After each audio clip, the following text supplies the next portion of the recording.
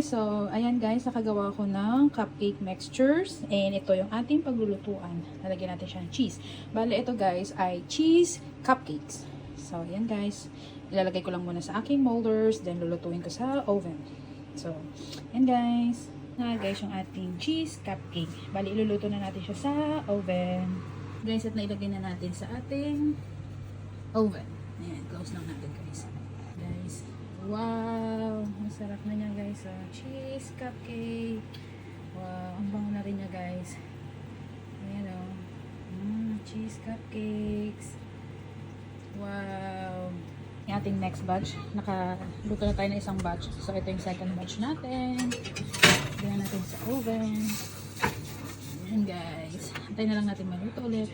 Guys, ito na yung ating first batch ng ating cheese cupcakes. So, ayan guys.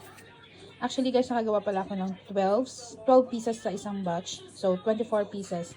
Dahil naka 2 batch tayo. Actually, kulang na yun ng isa. Binawasan na ni ate dahil tinikman na niya. Guys, ito na yung second batch. Ilalagay na lang natin dito sa ating tray. So, ayan guys, grabe ang sarap niya. Bagong luto. So, ayan guys, ito na yung total na ating nagawa for today's baking.